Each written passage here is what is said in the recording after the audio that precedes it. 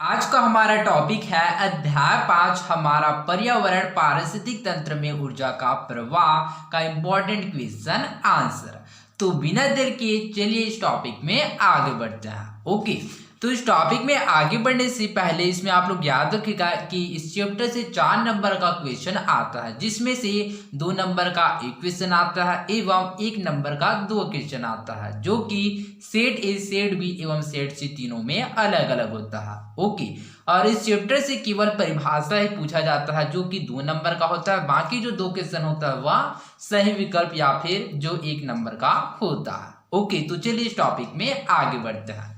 Question पहला, पर्यावरण किसे कहते हैं। ओके, तो यहाँ पर क्वेश्चन फर्स्ट है कि पर्यावरण किसे कहते हैं। ओके, तो चलिए इसको समझने का प्रयास करते हैं।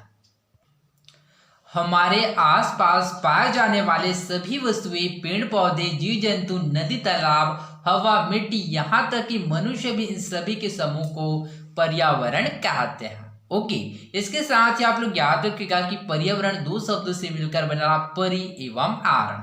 परि से तात्पर्य चारों ओर तथा आरण से तात्पर्य घेरा होता है। ओके, क्वेश्चन नंबर 2, पारितंत्र या पारिस्थितिक तंत्र किसे कहता है, इसके घटकों के नाम लिखिए। ओके, तो यहाँ पर क्वेश्चन सेकेंड है कि पारिस्थितिक तंत्र किसे कहता है। तो इसमें आप लोग याद रखिएगा कि जो पारिस्थितिक तंत्र है इसको इंग्लिश में इकोसिस्टम कहा जाता है एवं पारिस्थितिक तंत्र को पारितंत्र के नाम से भी जाना जाता है। ओके, पारिस्थितिक तंत्र प्रकृति के घटकों में अंतर संबंध के कारण अपने आप संचालित एक व्यवस्था बन जाता है, जिसे पारिस्थितिक तंत्र या पारितंत्र कहा जाता है। ओके, पारिस्थितिक तंत्र के 2 घटक होते हैं, कौन कौन से, पहला जैविक घटक और दूसरा अजैविक घटक। ओके, इसके साथ ही आप लोग याद रखिएगा कि पारिस्थितिक तंत्र शब्द का प्रयोग सर्वप्रथम किसने किया, तो पारिस्थितिक तंत्र शब्द का प्रयोग 1945 में एजी टेंसले ने किया था। ओके, क्वेश्चन नंबर 3, खाद्य श्रृंखला या आहार श्रृंखला एवं खाद्य जाल से आप क्या समझते हैं। ओके, क्वेश्चन नंबर 3 है कि खाद्य श्रृंखला एवं खाद्य जाल क्या होता है। ओके, तो जो खाद्य श्रृंखला है उसको आहार श्रृंखला के नाम से भी जाना जाता है। ओके, तो खाद्य श्रृंखला किसे कहते हैं, जीवों की श्रृंखला जो भोजन के आधार पर एक दूसरे से संबंधित रहती है, खाद्य श्रृंखला या आहार श्रृंखला कहलाता है। ओके, कैसे, तो चलिए इसको एग्जाम्पल के द्वारा समझते हैं। यदि हम लोग तालाब का एग्जाम्पल ले तो तालाब में क्या होता है, जैसे कि काय हो गया, काय है। ओके, तो काय को कौन खाता है, जैसे कि छोटे कीड़े मकोड़े, छोटे कीड़े मकोड़े को कौन खाता है, जैसे कि छोटी मछली हो गया, छोटी मछली को कौन खाता है, बड़ी मछली, एवं बड़ी मछली को कौन खाता है, मनुष्य।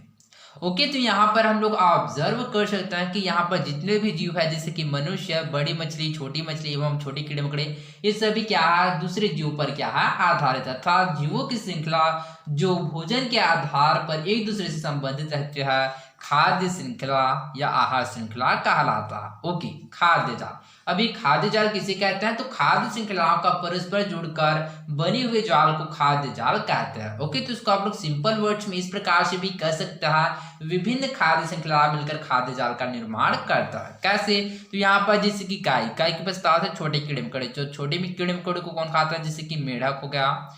ओके, तो मेढक को कौन खाता है, जैसे कि सर्प हो गया, सर्प को कौन खा सकता है, जैसे कि चील हो गया, या फिर जो बाज हो गया वो। ओके, ठीक इसी प्रकार से यहाँ पर है छोटी मछली को भी डायरेक्ट कौन खाता है, मनुष्य खाता है। मेढक छोटी मछली को भी खाता है, जो सांप होता है वह भी मछली को खाता है। तो इस प्रकार से यहाँ पर बहुत सारे क्या श्रृंखला बन गया। तो इस प्रकार से विभिन्न खाद्य श्रृंखला मिलकर खाद्य जाल का निर्माण करता है। ओके, क्वेश्चन नंबर 4, उत्पादक एवं उपभोक्ता किसे कहते हैं। ओके, तो उत्पादक एवं उपभोक्ता किसे कहते हैं, उत्पादक सभी हरे पौधे एवं नील हरे शैवाल जिनमें प्रकाश संश्लेषण की क्षमता होता है, उत्पादक कहलाता है। एग्जाम्पल के लिए सभी हरे पेड़ पौधे। ओके, उपभोक्ता किसे कहते हैं, तो वे जीव जो भोजन के लिए प्रत्यक्ष या अप्रत्यक्ष रूप से उत्पादकों पर निर्भर रहता है, उपभोक्ता कहलाता है। जैसे कि उपभोक्ता मुख्यतः शाकाहारी, मांसाहारी, सर्वाहारी एवं परजीवी होते हैं। ओके, उदाहरण के लिए मनुष्य, पक्षी, जीव जंतु आदि।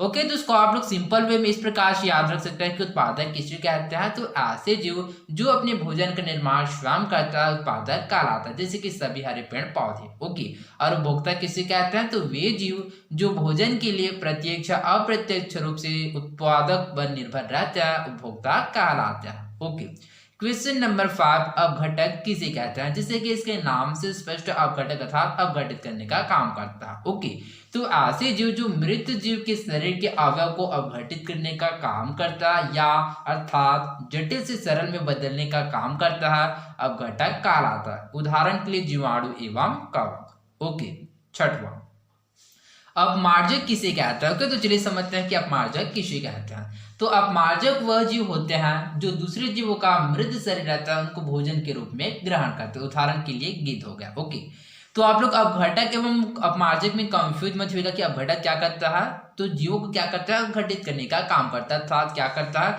जटिल से सरल में बदलने का काम करता है। परंतु जो अपमार्जक होता है वो मृत जीवों के जो शरीर है उसको भोजन के रूप में ग्रहण करने का कार्य करता है। ओके, क्वेश्चन नंबर 7, परजीविता या परजीवी किसे कहते हैं। तो परजीवी किसे कहते हैं, तो जैसा कि इसके नाम से स्पष्ट है दूसरे जीवों पर आश्रित जीव को परजीवी कहते हैं। उदाहरण के लिए अमरबेल। आई होप आप लोगों ने अमरबेल का नाम सुना होगा या फिर अमरबेल को देखा होगा कि क्या हो करता है, वह डायरेक्ट दूसरे जीव पर क्या करता है, वह आश्रित रहता है। ओके, क्वेश्चन नंबर 8, पोषक या पोषण स्तर किसे कहते हैं समझाइए। तो इसमें आप लोग याद रखिएगा कि जो पोषक स्तर है उसको पोषण स्तर भी कहा जाता है। ओके, वह स्तर जिस पर एक जीव से दूसरे जीव में ऊर्जा का स्थानांतरण होता है पोषक स्तर या पोषण स्तर कहलाता है। इसके साथ ही आप लोग याद रखिएगा कि एक पोषक स्तर से दूसरे पोषक स्तर में ऊर्जा का स्थानांतरण केवल 10% ही होता है। ओके, क्वेश्चन नंबर 9, पारिस्थितिकी या इकोलॉजी किसे कहता है। तो इसमें आप लोग कंफ्यूज मत होइएगा कि जो पारिस्थितिक अर्थात पारितंत्र है एवं जो पारिस्थितिकी है दोनों समान है। ओके, तो दोनों समान नहीं, दोनों अलग अलग है। ओके, तो पारिस्थितिकी क्या होता है, जिसको इंग्लिश में इकोलॉजी कहते हैं। ओके, तो पारिस्थितिकी पौधों और जंतुओं का एक दूसरे से तथा उनके वातावरण से संबंधों का अध्ययन है। ओके, इसके साथ आप लोग याद रखिएगा कि वैज्ञानिक अर्नेस्ट हैकल ने 1866 में पारिस्थितिकी अर्थात इकोलॉजी शब्द का प्रयोग प्रकृति को एक घर की व्यवस्था के रूप में समझाने के लिए किया था। ओके, क्वेश्चन नंबर 10, जैव घटक एवं अजैव घटक किसे कहता है। तो जैव घटक को जैसे कि जैविक घटक भी कहा जाता है एवं अजैव घटक को अजैविक घटक। ओके, तो जैव घटक किसे कहते हैं, तो पारिस्थितिक तंत्र के सजीव घटकों को जैव घटक कहता है, अर्थात पारिस्थितिक तंत्र में उपस्थित जितने भी जो जीवित जीव होता है उसको क्या कहता है, जैव घटक कहते हैं।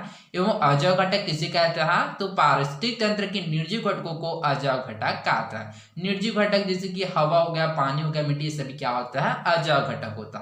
और जैव घटक किसे कहता है, जैसे कि मनुष्य हो गया, पेड़ पौधे हो गया, जीव जंतु हो गए, पक्षी आदि सभी को क्या कहते हैं, जैव घटक कहता है। ओके, क्वेश्चन नंबर 11, अपमार्जक खाद्य श्रृंखला किसे कहता है। ओके, तो चलिए समझते हैं कि अपमार्जक खाद्य श्रृंखला क्या होता है। ओके, प्रकृति में पाए जाने वाले ऐसे जीव जो अपने भोजन के लिए प्रकृति के अन्य जीवों के मृत शरीर एवं उनके अपशिष्ट पदार्थों पर निर्भर रहते हैं उन्हें अपमार्जक कहा जाता है और इस खाद्य श्रृंखला को ही अपमार्जक खाद्य श्रृंखला कहते हैं।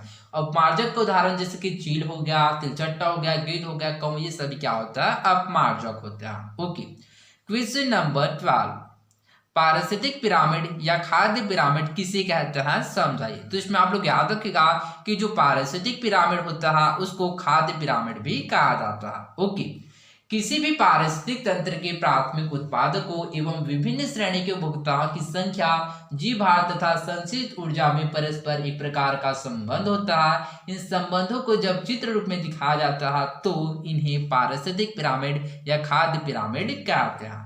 ओके, इसके साथ आप लोग याद रखिएगा कि जो पारिस्थितिक पिरामिड 3 प्रकार के होता है। कौन कौन से, पहला जीव संख्या का पिरामिड, दूसरा है जीव भार का पिरामिड एवं तीसरा ऊर्जा का पिरामिड। ओके, अब चलिए इसको एक एक करके समझने का प्रयास करते हैं। पहला जीव संख्या का पिरामिड, जिस पिरामिड द्वारा पारिस्थितिक तंत्र के प्राथमिक उत्पादों तथा विभिन्न श्रेणी के उपभोक्ताओं की संख्या के संबंध के बारे में बोध होता है उसे जीव संख्या का पिरामिड कहते हैं। जीव संख्या का पिरामिड सीधा और उल्टा दोनों तरह के पाया जाता है। इसी प्रकार से जीव भार का पिरामिड, जिस पिरामिड द्वारा पारिस्थितिक तंत्र के प्राथमिक उत्पादकों तथा विभिन्न श्रेणी के उपभोक्ताओं के भार के संबंध का बोध होता है उसे जीव भार का पिरामिड कहता है। और इसके साथ ही आप लोग याद रखिएगा कि जीव भार का जो पिरामिड होता है वह सीधे और उल्टा दोनों तरह के होते हैं। और तीसरा ऊर्जा का पिरामिड, जिसको संचित ऊर्जा का पिरामिड भी कहा जाता है। जिस पिरामिड द्वारा पारिस्थितिक तंत्र के प्राथमिक उत्पादकों तथा विभिन्न श्रेणी के उपभोक्ताओं के ऊर्जा के संबंध का बोध होता है उसे ऊर्जा का पिरामिड कहता है। ऊर्जा का जो पिरामिड होता है वह सदा सीधा बनता है। ओके, तो इसको आप लोग सिंपल वर्ड्स में इस प्रकार से आप लोग याद रख सकते हैं कि जीव संख्या का पिरामिड कैसे किसे कहता है। तो ऐसा पिरामिड जिसमें पारिस्थितिक तंत्र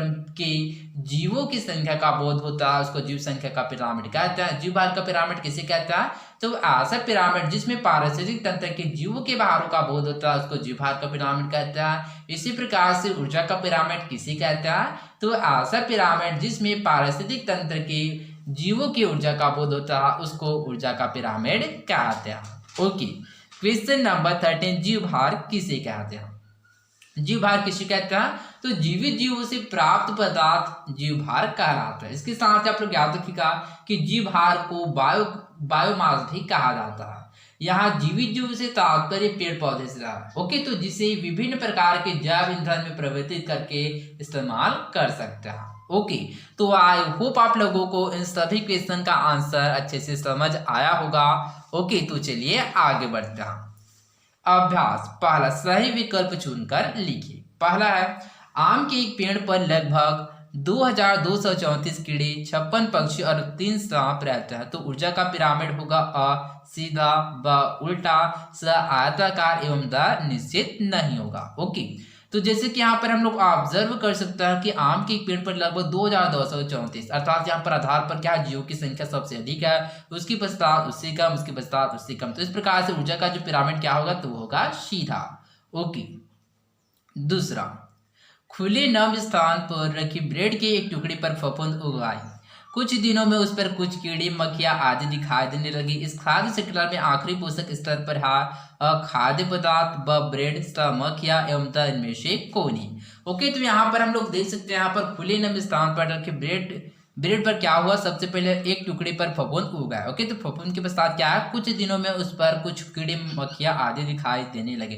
तो इस प्रकार से हम लोग यहाँ पर देख सकते हैं यहाँ पर इस खाद्य श्रृंखला में आखिरी पोषक स्तर पर कौन है तो वह है मक्खियां। ओके, तो इस वजह से राइट आंसर क्या होगा स मक्खियां। तीसरा, एक कीड़े के जीवन चक्र में 4 अवस्था है, अंडा, लार्वा, पीपा व वयस्क। यदि उसकी अंडा, लार्वा व पीपा अवस्था किसी अन्य जीव के शरीर के अंदर पूरी होती है तो उसका जीवन चक्र कितने पारिस्थितिक तंत्र में पूरा होगा? अ 1, ब 2, स 3 एवं द 4। तो इसका आंसर क्या होगा 2। ओके, तो इस वजह से राइट आंसर क्या है ब 2। ओके, इसके पश्चात है चौथा क्वेश्चन है, क्या होगा यदि किसी बड़े इलाके से सारे कीटभक्षी चिड़िया समाप्त कर दी जाए? अ फसल उत्पादन बढ़ जाएगा, ब कीटों का प्रकोप बढ़ जाएगा, स दूसरे पक्षियों की संख्या बढ़ जाएगी, या द कोई असर नहीं होगा। ओके, तो सर्वप्रथम चलिए इस क्वेश्चन को समझते हैं। क्या होगा यदि किसी बड़े इलाके से सारे कीटभक्षी चिड़िया अर्थात कीट को खाने वाली यदि चिड़िया समाप्त कर दी जाए तो इस स्थिति में क्या होगा, जो कीटों है अर्थात कीटों की संख्या में वृद्धि हो जाएगा। तो इस वजह से यहाँ पर क्या होगा, कीटों का प्रकोप बढ़ जाएगा। ओके, तो इस वजह से इसका जो राइट आंसर क्या है ब। ओके, पांचवा, एक गाय घास खाती है, उसका गोबर और उससे बने कंडे ईंधन के रूप में काम आते हैं। इस प्रक्रिया में बना धुआं वायुमंडल में और अवशेष राख आदि मिट्टी में मिला दिए जाते हैं। यह संपूर्ण प्रक्रिया है अ खाद्य श्रृंखला, ब खाद्य जाल, स पदार्थों का चक्र, या द जीवन चक्र। ओके, तो जैसे कि यहाँ पर हम लोग ऑब्जर्व कर सकते हैं कि एक गाय घास खाता है, उसके पश्चात क्या होता है, जो उसका गोबर होता है और उससे बने कंडे ईंधन के रूप में काम आता है। तो इस प्रक्रिया में बना धुआं वायुमंडल में और अवशेष राख आदि मिट्टी में मिला दिया जाता है। तो यह संपूर्ण प्रक्रिया है। तो यह संपूर्ण प्रक्रिया क्या है, पदार्थों का चक्र है। ओके, छठवां, एक तालाब के पारिस्थितिक तंत्र की खाद्य श्रृंखला का विस्तार जलीय पौधों, छोटी बड़ी मछलियों से लेकर मनुष्यों तक है। यहाँ एक पोषक स्तर से अगले पोषक स्तर को प्राप्त होने वाली ऊर्जा अ कम होती जाएगी, ब अधिक होती जाएगी, स समान बनी रहेगी, या द कभी कम कभी अधिक होती रहेगी। ओके, तो जैसा कि मैंने आप लोगों को बताया था कि पोषक स्तर में क्या होता है, प्रत्येक पोषक स्तर में क्या होता है, जीवों का क्या होता है, जो एनर्जी होता है, ऊर्जा क्या होता है, 10% ही क्या होता है, एक पोषक स्तर से दूसरे पोषक स्तर में स्थानांतरित होता है। ओके, तो इस प्रकार से हम लोग कह सकते हैं कि एक पोषक स्तर से दूसरे पोषक स्तर में जाता है तो उसमें क्या होता है, ऊर्जा में कमी होता है। तो इस वजह से इसका जो राइट आंसर क्या होगा, तो वो होगा कमी होती जाएगी अथवा कम होती जाएगी। ओके, 7वां, किसी बगीचे के जीवों की गणना में 5,567 घास के पौधे, 453 झाड़ियां, 23 पेड़ व 7,769 जंतु पाए गए। इस बगीचे का कुल प्राथमिक उत्पादन होगा अ बगीचे के समस्त जीवों का सम्मिलित जीवभार, ब बगीचे की समस्त वनस्पतियों का सम्मिलित जीवभार, स बगीचे के समस्त जंतु का सम्मिलित जीवभार, या द केवल घास के पौधों का सम्मिलित जीवभार। तो इसका जो राइट आंसर होगा वो ब होगा, बगीचे की समस्त वनस्पतियों का सम्मिलित जीवभार। ओके, तो आई होप आप लोगों को इस सभी क्वेश्चन का आंसर अच्छे से समझ आया होगा। ओके, तो मैंने आप लोगों को जितना क्वेश्चन आप लोगों को बताया था जो 2 नंबर में आता है। ओके, तो जैसे कि यहाँ पर मैंने आप लोगों को 13 क्वेश्चन बताया था, क्वेश्चन नंबर 1 से लेकर क्वेश्चन नंबर 13। ओके, तो ये सभी क्वेश्चन को आप लोग अच्छे से याद रखिएगा। ओके, तो इन सभी क्वेश्चन को जो आंसर है मैं आप लोगों को डिस्क्रिप्शन में दे दूंगा, वहां से आप लोग इसको प्राप्त कर सकते हैं। ओके, तो इस चैप्टर से केवल डेफिनेशन अर्थात परिभाषा ही पूछा जाता है, तो केवल आप लोग इतना ही को याद रखिएगा। ओके, बाकी यहाँ पर जो कुछ क्वेश्चन दिए गए, ओके, तो ये क्वेश्चन आप लोगों के एग्जाम में नहीं आता है। ओके, तो मैंने यहाँ पर आप लोगों को जितना क्वेश्चन आप लोगों को बताया आप लोगों के बोर्ड एग्जाम में आ चुका है और ये सभी क्या है, इंपॉर्टेंट है। ओके, तो इस वजह से क्या है, केवल आप लोग इतने ही क्वेश्चन को आप लोग इस चैप्टर से याद रखेगा और सही विकल्प को भी याद रखेगा, जो कि 2 क्वेश्चन आता है 1 नंबर का। ओके, तो आई होप आप लोगों को समझ आया होगा। यदि कोई क्वेश्चन होगा या फिर कोई डाउट होगा तो आप लोग मुझे कमेंट बॉक्स में पूछ सकते हैं, तो मैं आप लोगों को इसका आंसर आप लोगों को जरूर दूंगा। तो आई होप आप लोगों को समझ आया होगा। तो आज के लिए बस इतना ही, मिलते हैं अगले वीडियो में। धन्यवाद।